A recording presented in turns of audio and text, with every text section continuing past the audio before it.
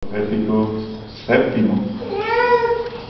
De tal manera, si conocen ya las revelaciones del discípulo de los años proféticos, estos años se enumeran del 10 al 0, al año 0, y vamos en el número 7, se han pasado 3, ha pasado 3, y nos quedarían pues el séptimo que entró, el sexto, el quinto, el cuarto, el tercero, el segundo, el primero que ocuparía el año profético 0 y se ubica entre mediados de 2025 y 2026, con lo que termina el tiempo-espacio Dios para los hombres, para nosotros.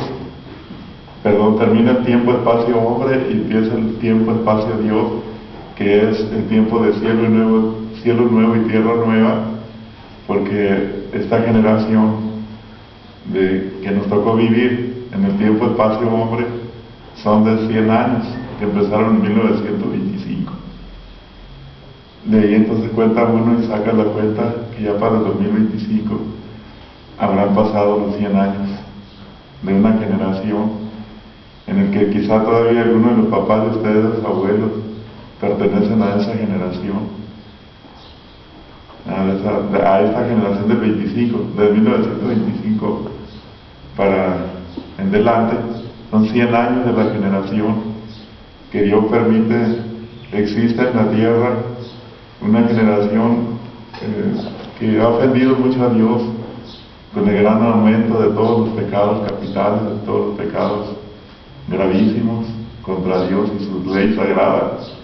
Es la generación que ha superado los pecados que en los días de Noé se vivieron, que en los días de Sodoma se vivieron. La perversión ha ido muy adelante y la fe se está perdiendo. De las características de este año profético son, en primer lugar, la pérdida en muchas personas de las 3 primeras virtudes teologales, porque son 7 virtudes, ¿no? 4 cardinales y 3 teologales. Las 3 primeras virtudes son la fe, la esperanza y la caridad, de tal manera que no pueden estar separadas unas de otras. En el ser humano tienen que estar equilibradas la fe, la esperanza y la caridad. Pero si se pierde la primera, las otras dos no tendrían razón de ser. Si se pierde la fe, la esperanza y la caridad, no sería por fe, sino solamente por conveniencia o por estar bien con los demás o con uno mismo. Pero lo que vale, lo que uno hace para las cosas en este mundo, para Dios son por medio de la fe, de tal manera que nuestra fe sea agradable a Dios, y por esta fe, según nos dice la carta del apóstol San Pablo a los Hebreos, capítulo 11, los héroes de la fe. Por fe hicieron grandes cosas: Abraham, Moisés, Noé, los profetas, los patriarcas, los jueces, los líderes del pueblo de Israel, y muchas cosas se hicieron por fe. De tal manera que la fe en Cristo es lo que sostiene a este mundo.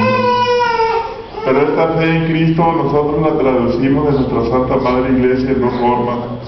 La forma dogmática, que son los dogmas que sostienen la fe católica, y la otra forma sería la forma sacramental.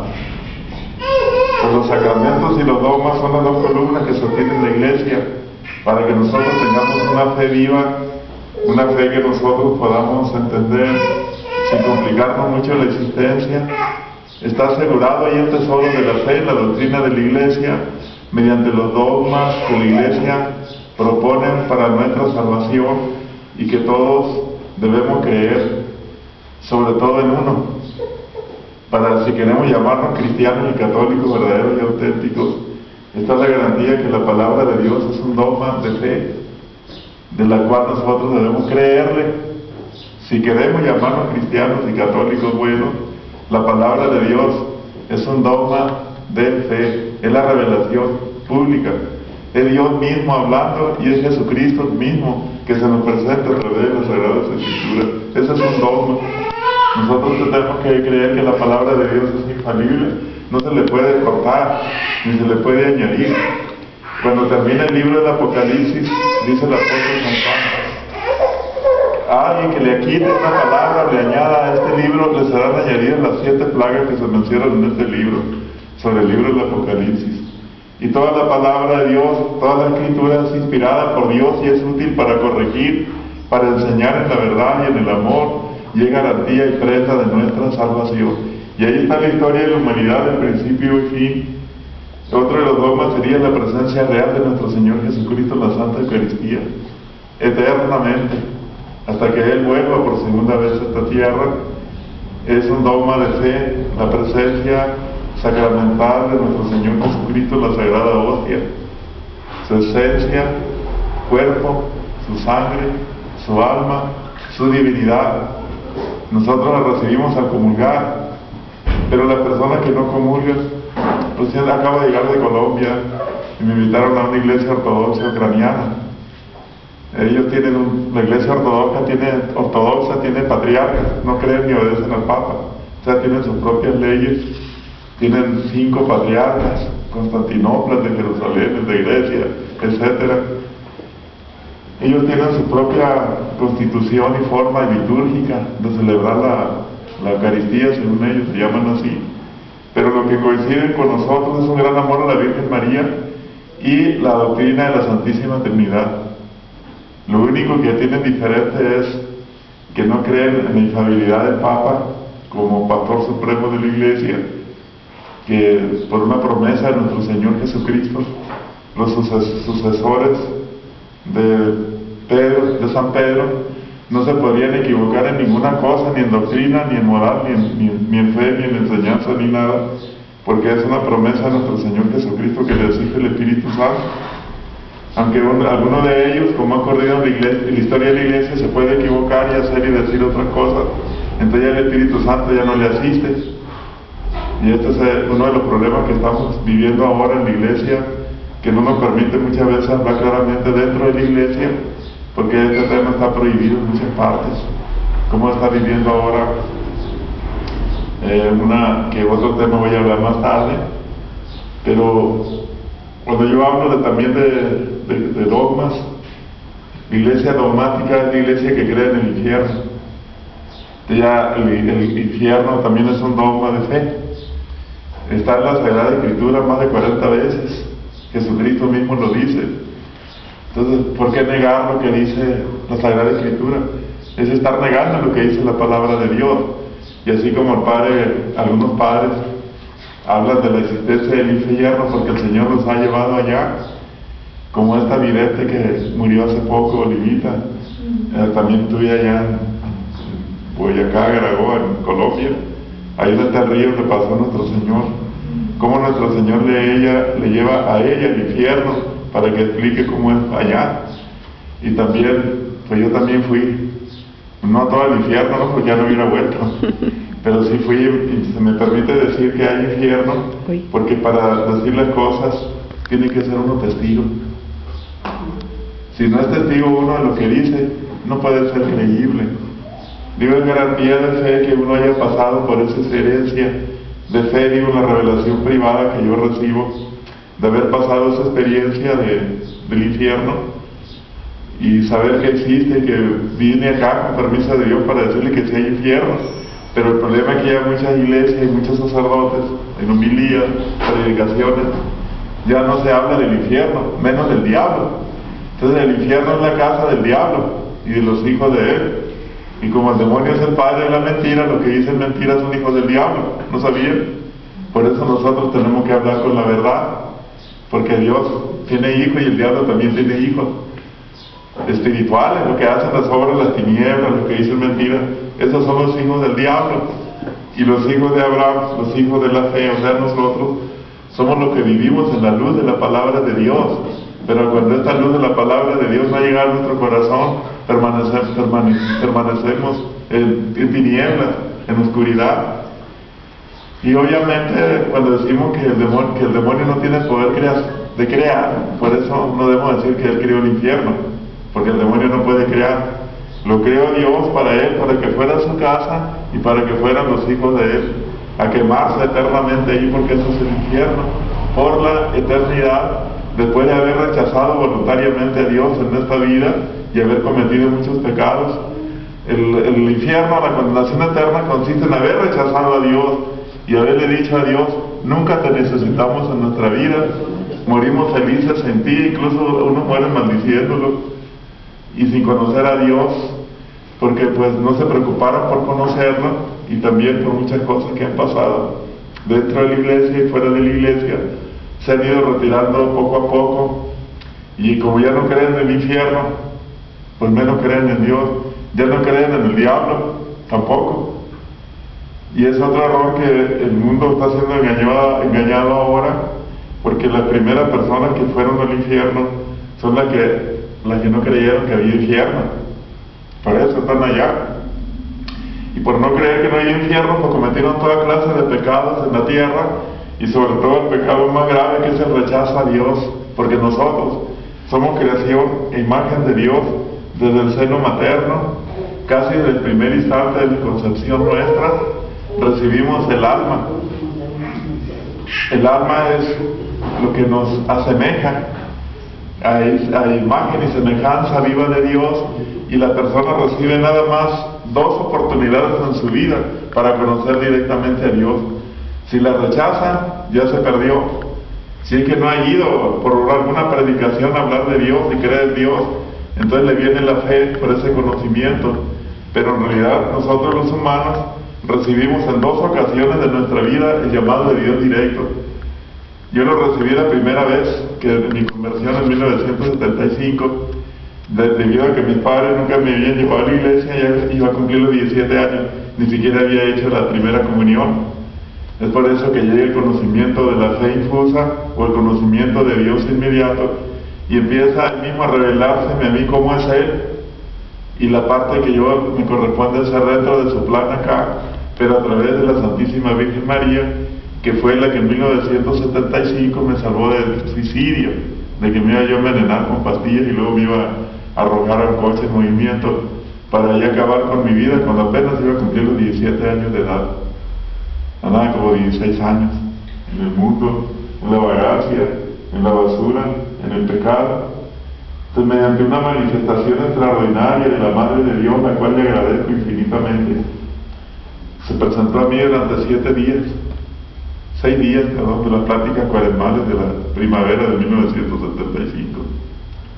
Y en esos 6 días anduvo enseñándome a rezar, a ir a misa, a pedir perdón, a ser bueno, a dejar toda clase de vicios. Después se desaparece, y la segunda aparición la tengo en 1984 con la Virgen Reina de la Paz. Entonces se me dice que en el 94, o sea 10 años después, me encontraría yo personalmente con nuestro Señor Jesucristo, también durante 6 ocasiones, del 24 al 27 de junio de 1994.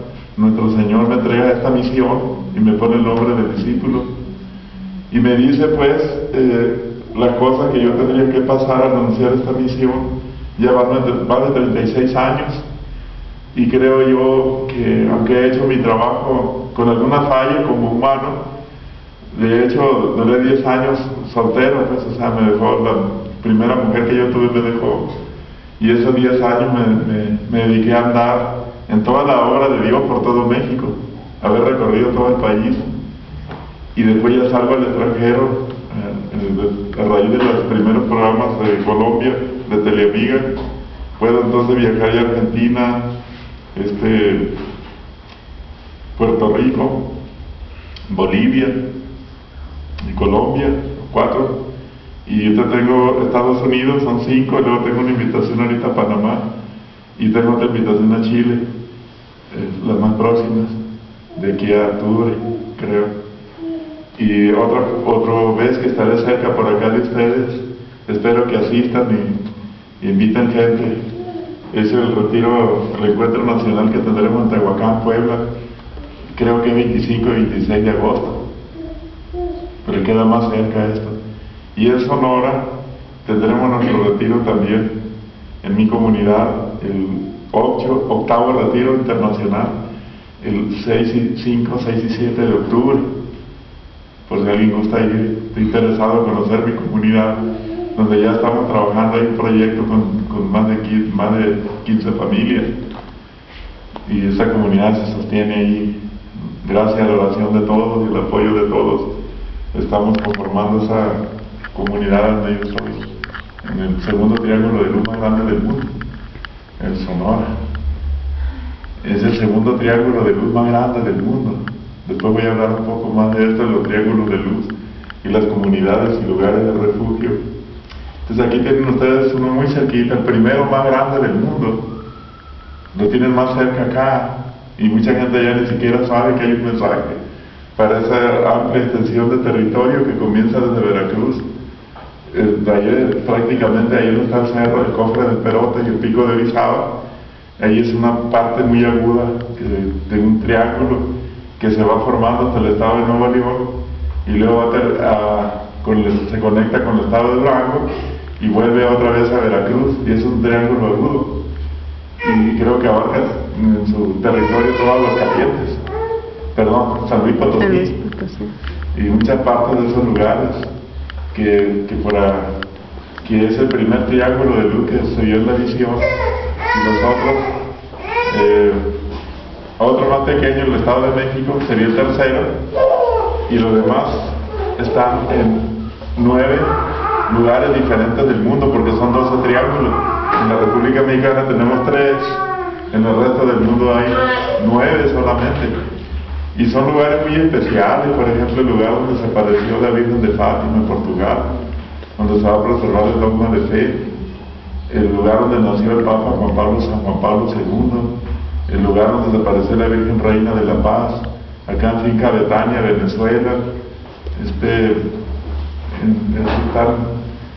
en Hungría creo que también hay un triángulo de luz, en España, en Garabandal, también en el lugar de los pinos, y sobre todo en los lugares donde se ha aparecido nuestra Madre, nuestro Señor, dejando un mensaje para la humanidad, que aunque no sean puntos de triángulos de luz, también se pueden ahí establecer comunidades para los últimos tiempos, ¿verdad? Entonces estoy hablando ahorita de la fe dogmática, los dogmas, y la fe sacramental. Sobre todo el sacramento por excelencia más fuerte y más importante, que es la Sagrada Eucaristía. Sin ese sacramento los otros no podrían existir, ni siquiera el orden sacerdotal, ni el matrimonio, ni otras cosas, porque todos estos sacramentos fueron instituidos por Jesucristo nuestro Señor, todos. El del matrimonio, el de la unción de los enfermos, el de la Eucaristía, el del orden sacerdotal, etcétera. Son 7 sacramentos, ¿no? 7 sacramentos: el bautismo, confirmación, Eucaristía, unción de los enfermos, orden sacerdotal, matrimonio. Si se me escapa uno, son 7 sacramentos. Entonces todo lo que sostiene esos sacramentos es la fe viva de nuestro Señor Jesucristo, como presente, real, vivamente presente en Dios, por medio de las sustancias del pan y el vino, que, bendecido por el sacerdote, obtienen la transformación de ser un simple pan y un simple vino en el cuerpo y la sangre de nuestro Señor, la cual nosotros bebemos para tener la vida eterna. Comemos y bebemos su cuerpo. En la iglesia ucraniana no hay eso.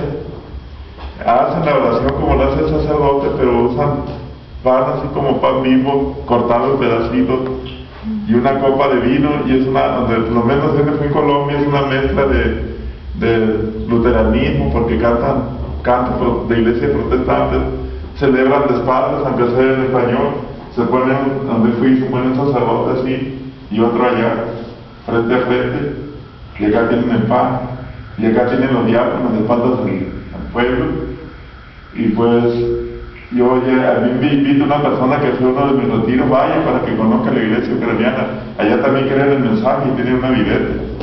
Pues yo voy y vamos, pero no es misa, no hay una misa. Entonces yo me pongo de rodillas en cuanto llego y me pongo a orar, y me dice el Señor que este mensajito: la transustanciación, que es la fórmula en que se convierte el pan y el vino en el cuerpo y la sangre de nuestro Señor Jesucristo, solamente ocurre en la Iglesia Católica y por medio de un sacerdote católico. Entonces, al buen entendedor, pocas palabras, yo no comulgué, ni la gente que iba conmigo tampoco, ni participaba. O sea que no estábamos escuchando y viendo. Pero al final el sacerdote principal me pasa el micrófono y dice: quiero presentarles a un hermano que viene de México, él es católico, romano, apostólico, y viene a visitarnos aquí y quiere darnos unas palabras. Pues inmediatamente el Señor le doy las palabras ahí, inmediatamente viene el mensaje a nuestro Señor en vivo, que le dice ahí a través de la Sagrada Escritura y en lenguas y la traducción en español, el mensaje para esa comunidad. Ya tenían la mesa para invitarnos a comer y a preparar los alimentos, y le dijimos: no podemos quedarnos porque tenemos otro compromiso. En realidad no quisimos quedarnos a comer con ellos. Igual las mujeres se ponen velos, vestido largo, no va mucha gente, la iglesia está como escondida, como tiene una barra grandota donde pasa la carretera principal, y tiene un ángel como la que tienen los mormones, que tiene una trompeta así con alas letradas, pero también tiene muchos signos masónicos de la masonería. Y de hecho pues ya todo México está invadido por signos. Nada más yo me encontré aquí en el templo expiatorio de la ciudad de León, el que está cerca de la calzada y el Arco de León, 16 signos masónicos arriba. Me voy a Colombia y encuentro en el santuario del Divino Niño del barrio 20 de Julio, Colombia, la pirámide masónica, la pirámide trunca, la larga y el ojo también, y muchas cosas más. En la Basílica de Guadalupe Nueva también, aquí en México, y en muchas partes. El solo hecho de que tengan una iglesia, por ejemplo, que vayan ustedes en cualquier parte del país, que tenga estos cuadros de piso, como si fuera un tablero de ajedrez blanco y negro, también es signo masónico. Esa pirámide trunca larga que está en los parques y calles públicas de las ciudades, son el signo y el control de la masonería civil. Pero también está dentro de la iglesia, y esto es precisamente porque me persiguen a mí, porque hay una obra de denuncia donde ellos están y lo que pretenden hacer. Entonces, cuando yo les hablo también de fe sacramental, la Iglesia Católica es la única que tiene sacramentos, santos y ángeles. Es la única donde recibimos el cuerpo y la sangre de nuestro Señor Jesucristo. Por eso, si nos estamos apartando un poco ahora con esto de las revelaciones privadas y mensajes, no es que estemos condenando a la Iglesia Católica y estemos formando una secta, como dicen la secta del fin del mundo, así le denominan la secta del remanente fiel, la secta herética que está en contra del Papa. Nosotros no estamos en contra del Papa, nosotros pedimos por él, remanente fiel, que está tratando de vivir la verdadera doctrina de la Iglesia Católica. Queremos en el magisterio y la tradición de la Iglesia, creemos en la revelación pública de la Sagrada Escritura y tratamos de cumplirla, creemos en el catecismo de la Iglesia Católica, que es el fundamento y el resumen de la fe católica para estos tiempos. Y cuando ya tenemos el primer documento original, que el Papa Benedicto XVI tardó 6 años para elaborarlo, siendo cardenal, y 1 año para que el Papa San Juan Pablo II lo estudiara y lo aprobara. Entonces no nació el vapor, esa es la luz del Espíritu Santo. Lo que puede haber es que después de que pasen los años puede haber diferentes traducciones o interpretaciones, y ahí está el error.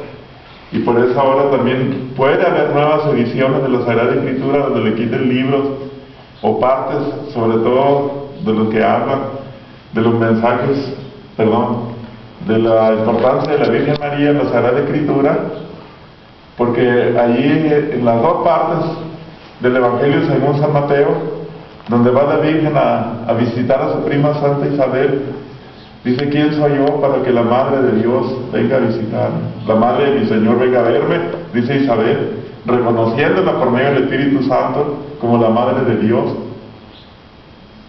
Y todas las profecías, como Dios es un Dios de pactos y de promesas, desde el libro de Génesis hasta el Apocalipsis. Génesis 3, una mujer le aplastará la cabeza a una serpiente. Apocalipsis 12, apareció en el cielo una señal grandiosa, una mujer vestida de sol con la luna bajo sus pies y en su cabeza una corona de 12 estrellas.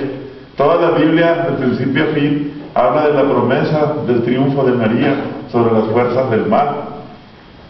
Entonces, cuando la Virgen María protege su iglesia, en su esencia, nos manda mensajeros, escoge mensajeros o profetas, también nuestro Señor Jesucristo, todo querido y permitido por Dios para transmitir un mensaje de revelación privada que no entra como dogma de fe, de tal manera que si yo estoy dando una revelación privada, un mensaje acerca de acontecimientos del fin de los tiempos o características de ellos, las personas que quieren creer, crean, y las que no, porque no es dogma de fe, es decir, es revelación privada. Si usted crea que así va a pasar porque lo siente en su corazón, Dios le está iluminando en su razón, o bien los acontecimientos que está usted observando están hablando de que los mensajes tienen algo de cierto. Pero muchos dicen, no, pues son inventos, la persona está trastornada, no tiene permiso de la iglesia, o está endemoniada, o de eso vive de la buena fe de la gente a través de los mensajes. Y yo sí acepto que muchos profetas, entre comillas, ya colegas míos que conocí hace más de 10 años, ya se han desviado, se han salido de la iglesia católica, ya no son nada. Y le digo yo, pobres, ¿por qué se han salido de la iglesia católica donde nunca debieron salirse? Uno, por falta de atención pastoral de la iglesia, que le dedicara atención. Segundo, porque la misma gente los echó a perder. La gente que los apoyaba y quería los mensajes, creyendo los seres santos, con muchas facultades y cualidades, casi ángeles, y otorgándole muchas cosas, dinero, cosas así, adulaciones que el mundo tiene para engañar. Pero cuando este profeta se deja seducir, ya no es un profeta de Dios, sino del mundo. Habla a lo que la gente quiere oír, que le parezca bien. Entonces, cuando yo hablo, yo no hablo cosas bonitas, yo vengo a hablar cosas feas. Vengo a hablar de la justicia de Dios. Entonces, hablar de la justicia de Dios para mí ha sido algo muy importante, que dentro del mensaje el Señor me ha dado para transmitir conforme yo lo entienda. Así se lo explico a ustedes. No lo puedo transmitir directamente, ni puedo hacer nada de parte mía, si no es que Dios lo permita, que lo haga o diga. Y en ese aspecto he cuidado en mi vida siempre tener sacerdotes a mi lado, y aunque a veces no hay, como están en contra, a veces sí. Gracias ahora que sí tenemos asesores de comunidad. En Alianza Profética tenemos sacerdotes, tengo asesor espiritual, también director espiritual, y todos los mensajes que se publican se disciernen. En cuanto se habla en contra de las cosas de la fe, de la revelación pública, y empieza a decir cosas que no son, cambiando totalmente el Evangelio, o bien diciendo mentiras, o bien utilizando esta obra para hacer fama o dinero, mejor me retiraría yo a sembrar la tierra como lo hacía cuando en mi juventud, en mi adolescencia, ¿no? Entonces, no tiene caso engañar a la gente. ¿Para qué he perdido 36 años que debía dedicarle a mi esposa? Porque soy casado y soy padre de 4 nietos, y soy esposo y padre de familia y abuelo. Entonces todo ello requiere mi tiempo, y tengo que tener una vida estable, emocional, física, material, completita, toda en equilibrio. ¿De qué serviría andar por el mundo aguantando calores, viajes pesados, hambres, amenazas de muerte? Mejor estaría en mi casa muy a gusto.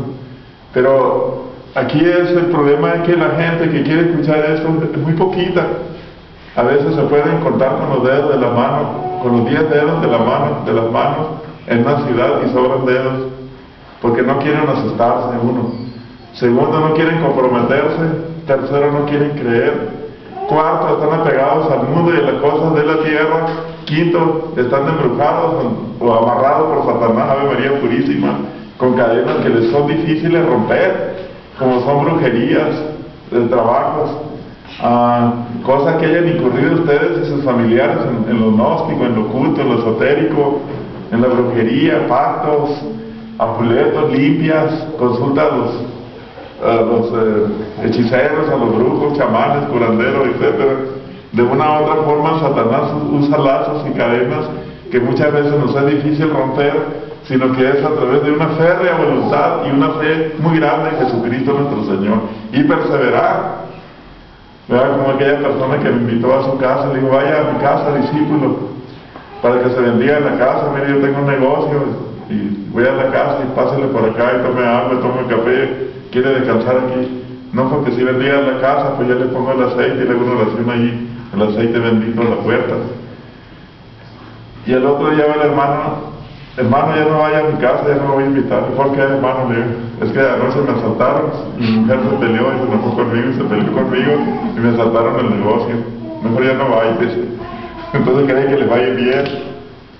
Y es que en la cosa de Dios no va a ir bien, ¿me entienden? No va a ir mal, porque el demonio no se va a querer dejar quitar, que le quiten un alma, o dos o tres, o una familia. Y es por eso muchas veces que en la familia está la lucha más dura, porque uno cree y otro no. Entonces nosotros sí tenemos familia en nuestra comunidad San José, pero también tenemos personas solas cuyas familias saben dónde están y con quién están. Y aunque al principio les hayan dicho, no te vayas para esta comunidad porque te van a quitar el dinero, van a violar a tus hijas, te van a matar, es una secta, están fuera de la iglesia, son del fin del mundo, para que no se vayan, ¿no? Pero yo creo que miren una cosa, en este año profético 7, como les digo, que se pierde en muchas partes y en muchas personas la fe, la esperanza y la caridad. También van a ocurrir tres cosas gravísimas producto de la pérdida de estas tres primeras. Una apostasía generalizada dentro de la iglesia, universal y fuera de la iglesia. Y una herejía introducida dentro de la iglesia en forma de cosas buenas y de cosas santas y de cosas sagradas y de cosas necesarias. Al parecer muy justa y razonable, pero no, es un engaño del diablo. Eso se llama la herejía. La herejía de Lutero. El Señor me dijo que él no ha sido bueno nunca, ni fue. La primera expresión antes de morir, sus palabras fueron estas: hay que destruir el papado, o sea, los papas, para poder destruir después lo demás, la Eucaristía. O sea, no, en fin, lo dijo al revés, ¿no? Porque la intención era destruir la Eucaristía, pero él dijo, destruyamos los papas primero. Por eso la Reforma Protestante desconoció al Papa de su tiempo, publicó un decreto, se rebeló, se casó con una monja católica y hizo muchas averías y no se salvó porque nunca se arrepintió. Entonces que ahora la herejía de Lutero vuelve ahora a la Iglesia Católica de que todas las religiones son iguales, era de su tesis, y es mentira. Las religiones no existen para Dios, las inventó el hombre y están en la mente del hombre. Para Dios existe la religión del corazón, la de la compasión y la misericordia, la de la entrega total y la confianza en Dios. No hay muchas religiones, ni todas son iguales. Hay una sola religión de Dios, la religión católica. Y entonces al final todas las iglesias y sectas y religiones, entre comillas, que hay en el mundo, volverán a la Iglesia Católica antes de la segunda venida de nuestro Señor Jesucristo, por medio de una mujer, María Santísima. Esa va a ser garantía de verdadera unidad en las iglesias en el mundo que son de la Virgen María, porque ella va a reinar junto con Jesús nuestro Señor. Los dos corazones, el de Jesús y María, reinan. Entonces el movimiento del apostolado de reparación, que se funda en 1994, dado al discípulo y a través del sacerdote americano, el padre Richard, que ya murió, que fue mi asesor fundador del apostolado en 1995. Entonces desde ese momento el movimiento empieza a crecer en el mundo con muchos grupos de oración, pero lo va caracterizando una sola cosa, dos cosas, son marianas y eucarísticas. Para nosotros la Eucaristía y la devoción a la Virgen María es santa, pulcra y sagrada, muy especial, y nosotros estaremos dispuestos a vencer, a defender la fe hasta con nuestra propia sangre, nuestra propia muerte. Como lo ha dicho mucha gente en tierras de misión, los han asesinado, los han matado, los han desaparecido, simplemente por decir que creen en Jesucristo y que son católicos. Esta hora sigue permanente en el mundo y no va a parar, pero eso que le digo de cisma, herejía y apostasía se da junto con la pérdida de la fe, la esperanza y la caridad, y ya empezó, y solo son 1095 días. En el tiempo espacio, hombre, 1095 días son 3 años, ¿me entienden? Empezaron a cumplirse el junio, el 24 de junio del año pasado, no de este año. O sea, todavía estaba empezando por empezar el octavo año profético y por terminar el noveno. 1095 días. Vamos a suponer que contándolos en el tiempo a nosotros son 3 años. Sería este año 2018, 2019 y el año 2020. Sería agravando la pérdida de la fe, la esperanza y la caridad en el mundo. Y por consecuencia de eso mismo resultaría la más grave crisis dentro de la Iglesia Católica Universal, la más grande herejía dentro de la Iglesia y el más grave cisma que haya ocurrido en toda la historia de la Iglesia. Para el año 2020, más o menos estaría cumpliéndose los 1095 días porque empezaron el año pasado, el 24 de junio del año pasado, 2017. Casi inicio de este año 2018. Entonces, si el castigo, perdón, el aviso, el milagro y el castigo de Garabandal son 3 años de tiempo en que ocurre una cosa y luego otra y luego al siguiente año la otra, ¿qué pasa si ocurriría en el año 2020 el aviso de Dios o el cometa del asteroide que produce el aviso? Al siguiente año ocurriría el milagro en Garabandal para los que no creyeron en el aviso que venía de Dios, y al siguiente año ocurriría el castigo de Dios.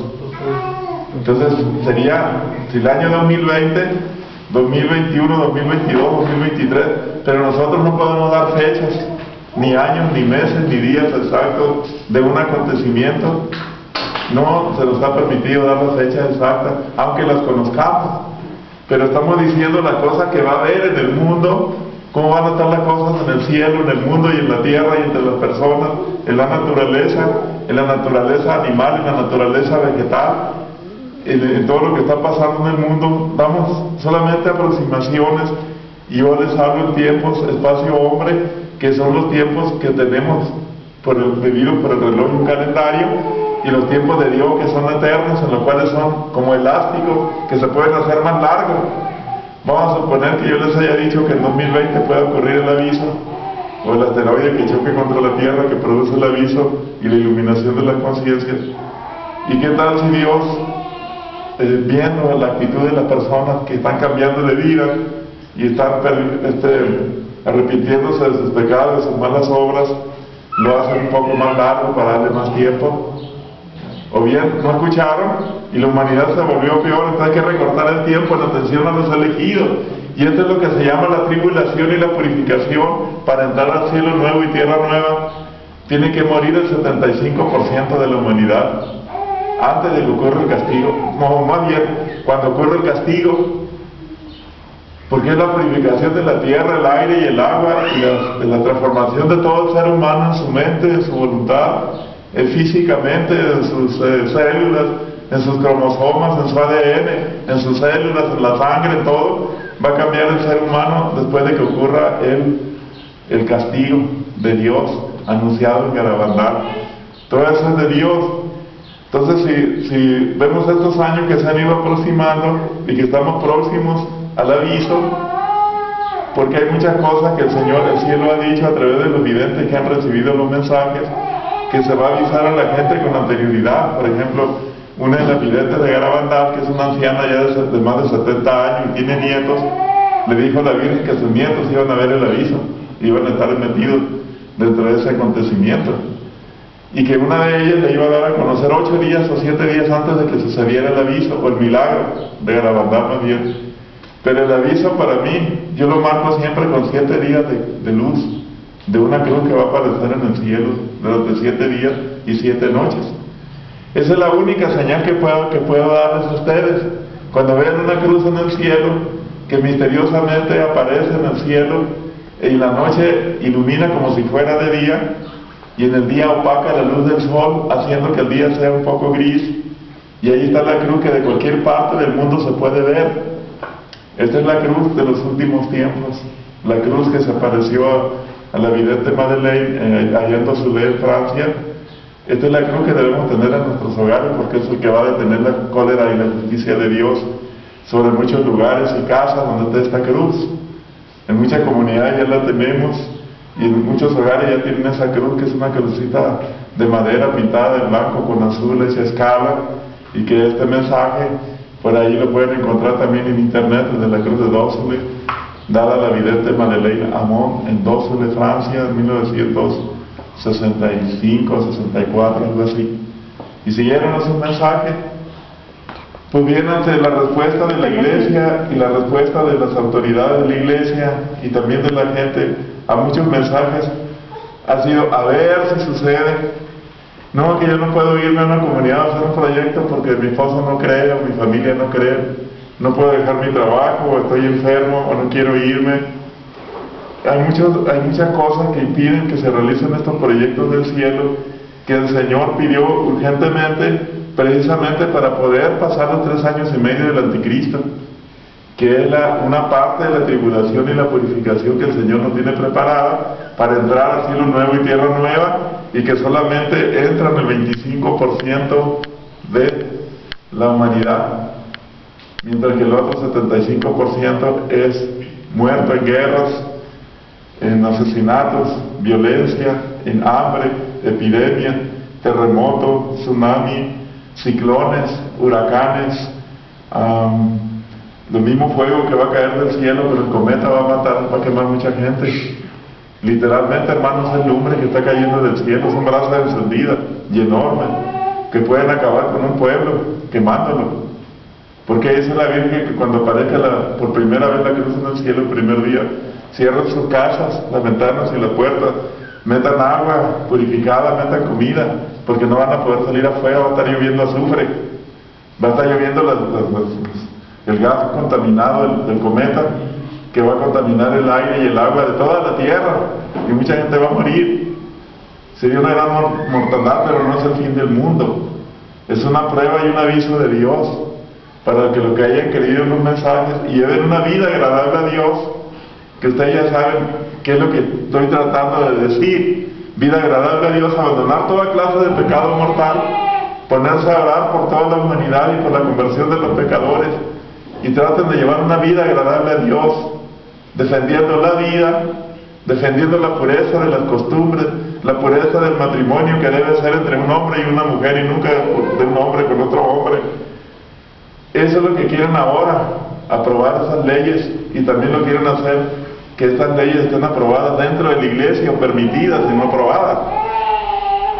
Todo eso va en contra de la palabra de Dios y va en contra de la ley de Dios, y esto hace que Dios envíe a sus profetas y les diga no lo hagan, porque es una abominación, es una anatema contra los pueblos.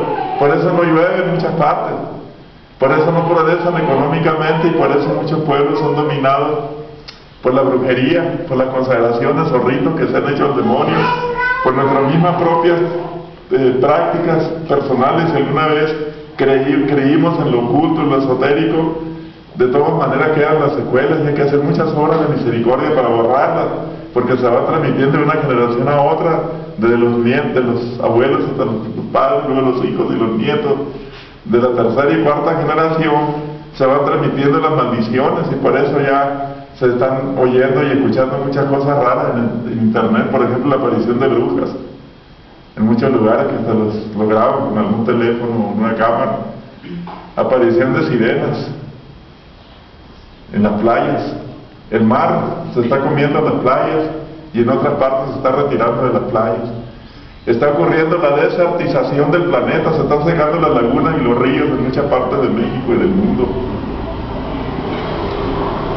Está ocurriendo las mutaciones en la naturaleza y en la vida animal también, y las personas se han ido en el mundo, que se han ido enfriando su amor a Dios y por lo tanto a su prójimo, y ya no saben lo que es pecado muchas veces, o no quieren reconocer lo que es pecado para seguir en él. No quieren que se les advierta de la cosa que van a pasar porque se asustan y quieren estar tranquilos, trabajando, comiendo y durmiendo, como si en este mundo no fuera a pasar nada. Y que los videntes y los profetas están anunciando que así va a pasar algo y que está muy cerca, y que nuestra mente, nuestro corazón deben estar plenamente confiados y entregados a Dios. Entonces yo cuando le digo estas revelaciones, que no se trata de asustar a la gente, ni aprovecharse de la buena fe de la gente que da una respuesta a un sí mediante un llamado, porque eso de ir a las comunidades en triángulos de luz no es para cualquier persona. Son personas que son llamadas en el corazón, que sienten ese llamado, y que ese mismo llamado les lleva a renunciar a muchas cosas en el mundo y decir, sí, yo me voy a un lugar, lo establezco, pero quieren saber dónde y cómo tengo que irme. ¿A qué parte debo irme? Algunos han preguntado, ¿acaso yo puedo hacer un triángulo de luz? Los triángulos de luz no se hacen, ya están hechos. Únicamente que se desconoce las características de las comunidades, porque hay comunidades que se pueden formar fuera de los triángulos de luz. En una ciudad incluso, o cerca de una ciudad. Así que son 4 características que no voy a explicar, que no necesariamente tienen que ir a un triángulo de luz con la familia para construir y vivir allí con otras familias. Estos proyectos son en secreto a los ojos del mundo, primero por seguridad, porque si van a ser protegidos en última instancia por el cielo, pero también deben ser protegidos por nosotros, porque el demonio, en cuanto se da cuenta, trata de despedazarlas y destruirlas, dividirlas, y que no se haga, usando muchos medios, métodos y formas. La gente que va ahí pues debe guardar una especie de secreto, no por miedo, sino por seguridad, para proteger el lugar y también para proteger a los que están ahí, sea vidente o sacerdote o religiosa, porque para ellos también son una comunidad. Entonces cuando se habla ya de tener un conocimiento más o menos cuáles son los pasos, como acabamos de fundar una aquí en el estado de Jalisco hace poco, nos llevan allá físicamente, vemos el lugar y si este es, ¿cuál es el segundo punto que seguimos? Que el terreno fuese bendecido por un sacerdote y luego fueran enterradas las medallas de San Benito, la Milagrosa, en el terreno por espacio de 3 metros, por lo menos. Eligiera la cruz de 2 o de la cruz de madera y se empezara a trabajar el proyecto. Esos son los primeros pasos. En tanto no se puede hacer nada. Entonces una familia no puede muchas veces acoger un proyecto, tener un deseo de integrar un proyecto, porque no tiene otra familia que haya creído en el mensaje que la apoye. Porque para una familia es pesado, salvo que sea un refugio familiar, que para mi familia nada más la característica del lugar sea poco espacio, poco terreno, se puede hacer con algunas condiciones, pero cuando se trata de grupos de 20 o 30 o 40 o 70 familias, debe ser terreno de más de 30 hectáreas donde se pueda sembrar para sobrevivir. Entonces las formas de subsistencia en la comunidad de preservación de triángulos de luz son sembrando la tierra, no depender de afuera en la cuestión de granos, de alimentos, de hortalizas, verduras, árboles frutales, etcétera, y que esos lugares, obvio como va a haber siembra, pues no son lugares de temporada de la lluvia, sino que tiene que haber un pozo o un río o un manantial o algo que pueda darle vida, que pueda ahí cultivar la tierra y que ésta produzca, y lugares para criar los animales también que van a sustentar a la comunidad o a las familias, sean los corrales de engorda, de cría de ganado, de aves, y finalmente el área de los talleres, donde se aprende algún oficio, los que van allí y aprende la comunidad que en un momento dado tiene que ser autosustentable, porque un día las puertas se van a cerrar y ustedes no van a poder comprar ni vender si no traen la fatídica marca de chip en su mano derecha o en su frente para que puedan comprar y vender cosas. Y esta tecnología biométrica está muy avanzada. De hecho ya es un decreto de la Organización de las Naciones Unidas que todo ser humano deberá traer un código de identificación en su cuerpo, y esto es el microchip. Algunos no saben que el yerno del presidente Trump es el dueño de la fábrica de microchip, y que son los que están promoviendo ya en muchos países y empresas, en la política y en muchas partes, que ya lo traen sin sospechar que lo traen. No se van a dar cuenta los demás, porque uno pregunta cómo se va a dar cuenta uno que otra persona trae un microchip. No se van a dar cuenta, porque es algo como es parte del cuerpo. Es algo que se implanta aquí con una jeringa, poner una inyección, sacar la jeringa, pero el microchip, que es del tamaño de un grano de arroz, trae los 3 departamentos. Uno de ellos trae veneno, trae cianuro activado, y está para que dure 100 años en tu cuerpo el microchip. Si te lo quitas te mueres envenenado, porque allí mismo trae el veneno, el microchip, no te lo puedes quitar. Cuando es un requisito para comprar y vender, te metes dentro de un sistema que es el control de voluntad del nuevo orden mundial. Otro tema que también que debemos ver muy bien, que el nuevo orden mundial ya está desarrollándose en el mundo, y que son los que controlan la política, las finanzas, la fuerza militar y ¿qué más? La religión. En la nueva era se controla eso, la música, el arte. A través de la nueva era controlan el arte, la música y toda esa expresión del ser humano. Pero en sí el nuevo orden mundial trabaja en el dominio, la supremacía en las 4 cosas: lo militar, lo político, lo religioso y lo económico. O sea, ya tienen el gobierno en sus manos. Entonces, como son mucha gente que hay que dominar, hay que matar una poca. ¿Cómo? Con enfermedades creadas, con veneno dentro de los alimentos. Por eso le digo, mucho alimento enlatado, mucho alimento procesado, y es para envenenar el cuerpo y matar a las personas. Tal vez con un cáncer, alguna leucemia o algo así, un ataque al corazón. Todo el marisco del Pacífico y el Atlántico, porque ya dio vuelta, está contaminado.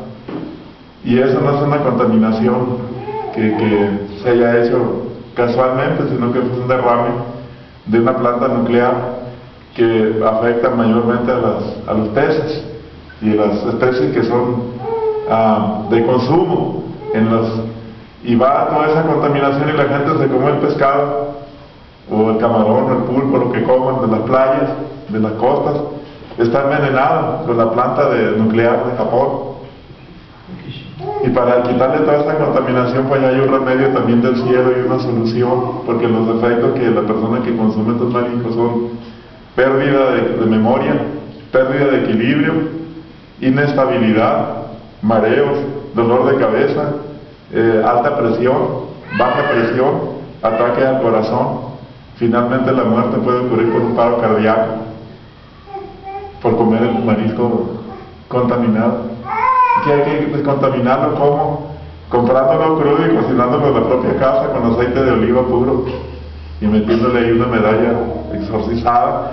Y ahí porque el valor ahora de 2 medallas, la milagrosa y la medalla de San Benito exorcizada, para purificar los alimentos y las bebidas. Entonces todo eso, pues estamos por terminar y editar un folleto que va a ser después del folleto de reparación y desagravio, el segundo folleto que el apostolado imprime en el mundo, que trae todas estas cosas y detalles. Pero ahora, ustedes que han escuchado el mensaje, conocen el testimonio del discípulo y están aquí porque creen en ese mensaje que es de Dios, ¿sí o no? Si no, no estuvieran aquí. En segundo lugar, Dios los trajo aquí, a este lugar, a ustedes, no a otras personas de San Luis de la Paz y otros lugares, porque me ha dicho la hermanita que me hizo la invitación, que parece que hay mayor gente aquí de fuera que de San Luis de la Paz, que vienen de fuera, ¿no? Y digo, pero así estamos trabajando con grupos pequeños. Para mí es más fácil trabajar con grupos pequeños que trabajar con grupos de más de 100 personas, en donde va mucha gente por curiosidad. Otros van enviados a las autoridades eclesiásticas a ver qué se dice allí o qué hacen. Me han tocado en grupos de más de 300 personas, a veces van brujos y brujas a asistir a las pláticas estas y a las oraciones también.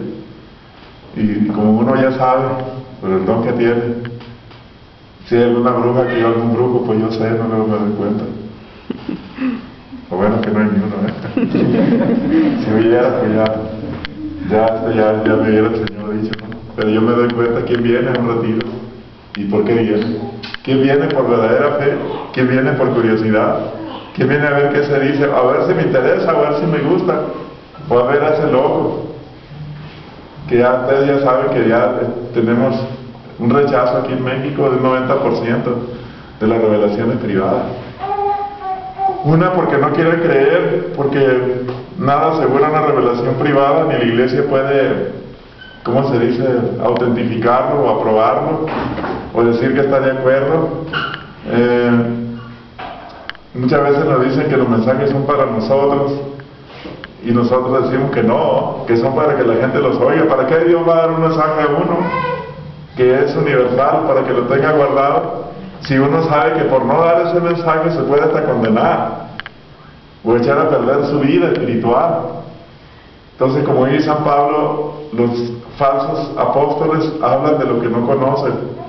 Nosotros hablamos de lo que conocemos, porque ha habido una experiencia interna, personal, que nos motiva a realizar la obra de Dios con gran amor, con gran celo, con gran verdad, antes que otras cosas.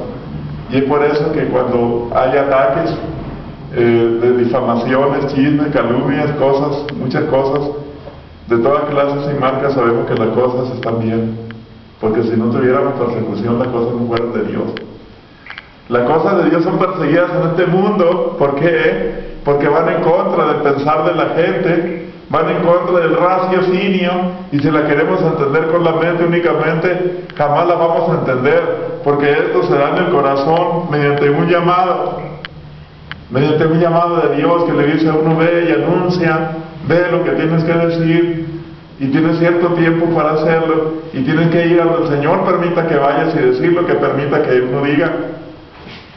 En este caso, pues yo he tratado por esa parte de mantener una información y una comunicación más adelante para todos aquellos hermanos o hermanitas que les interese formar parte de un proyecto, empezar uno cerca de su ciudad, otorgarles de nosotros una especie de asesoría, de darle instrucciones, un seguimiento. Incluso estamos trabajando ahorita en el nivel pastoral y formativo y espiritual por medio de sacerdotes.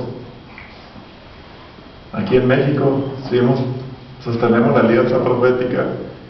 Nuestra última reunión acá en Jalisco nos